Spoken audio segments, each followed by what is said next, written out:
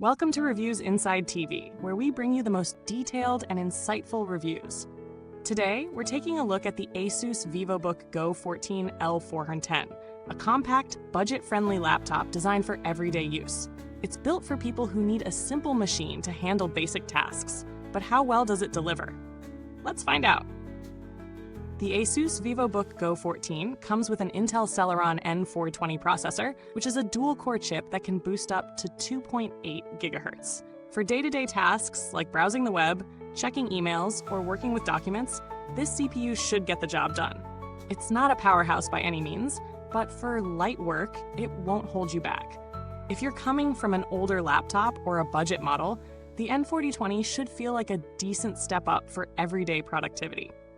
In terms of RAM, this model comes with 4 GB of DDR4 memory. This is definitely on the lower end, so multitasking might start to show some limitations.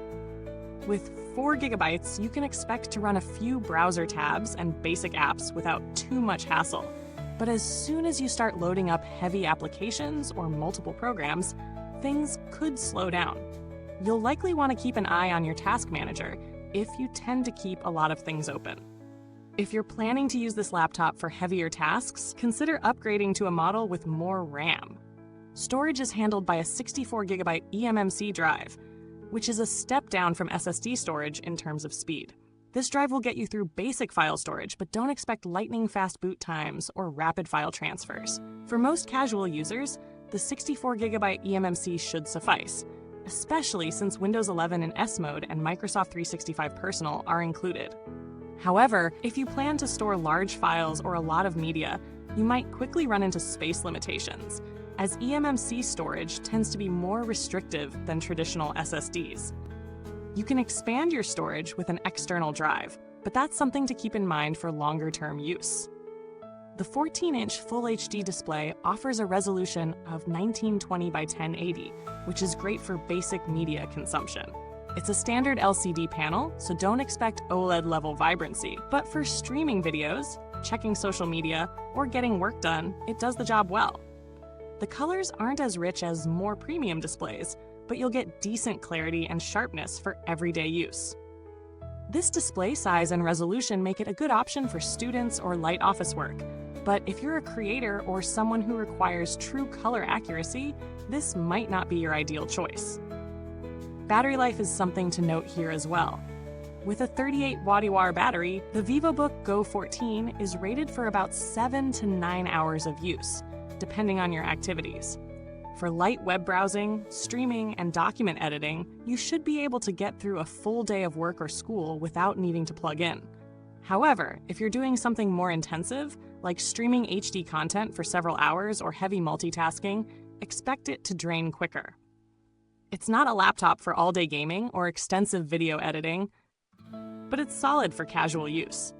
Charging is straightforward with the included charger, though it's not the fastest on the market. In terms of ports and connectivity, the Vivobook Go 14 offers a respectable selection for a budget device. It includes a USB 3.2 Gen 1 Type-C port, a USB 3.2 Gen 1 Type-A port, a USB 2.0 Type-A port, HDMI 1.4 for external displays, and a headphone jack.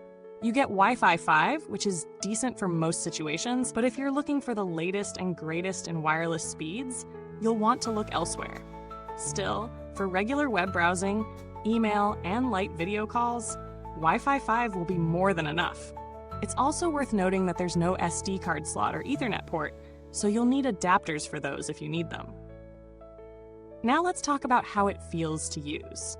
The keyboard is surprisingly comfortable for typing sessions, especially considering the laptop's thin profile. The key travel is decent, and the keys are spaced well for accuracy. The trackpad is responsive with decent palm rejection, though it's a bit smaller than what you might find on higher-end laptops. Given the price point, these are definitely acceptable compromises for a budget-friendly device. If you need precise input and extra functionality, there's always the option of connecting an external mouse or keyboard. The laptop itself is incredibly lightweight and slim, weighing just 2.87 pounds and measuring 0.72 inches thick. This makes it a great option for anyone who needs to carry it around all day, whether it's for school, work, or just everyday tasks. The build quality is decent. While it's not the most premium feeling laptop around, it's sturdy enough for casual users. The plastic build doesn't give you that solid premium feel, but considering its price, it's quite serviceable. When it comes to performance, the Vivobook Go 14 isn't built for heavy multitasking or gaming, but it can handle most light tasks with ease. Running a few browser tabs, office apps like Word or Excel, and streaming video should be a smooth experience. The Intel Celeron N4020 is capable of tackling all of that, but don't expect miracles.